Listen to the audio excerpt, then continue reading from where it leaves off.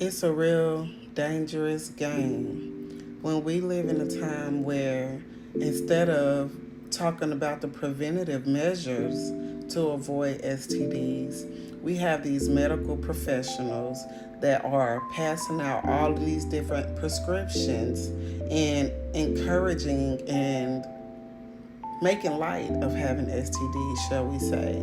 You know, back when I was growing up, we were taught that abstinence was the safest sex.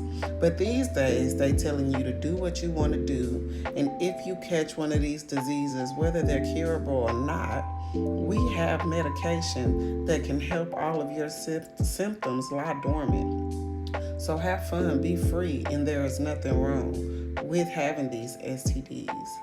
And I'm here to tell you, y'all, it's very, very dangerous to follow the ways of the world because I personally believe that these STDs are a part of the consequences for unlawful sex. This is why God has instructed us to use our bodies and discipline ourselves only for marriage.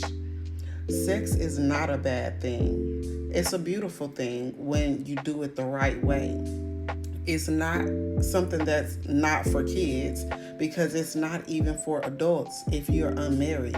Sex was created for married people. And whenever you decide to step outside of God's way, there are consequences for that. And people are not talking about that enough. It is not okay to have these STDs. And I'm not saying this to down or bash anybody who may have them.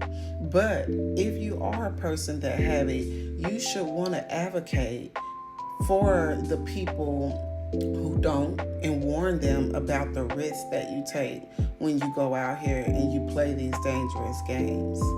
It is not a run through a field of flowers to be taking Victory and thinking that you're safe, because that is not keeping you safe. And I realized that a lot of people, we want what God has blessed us as far as a relationship, love, companionship, and we don't want to go the way that God created it to be. And that leads to destruction. If we don't follow the way of Christ, the only other way is destruction.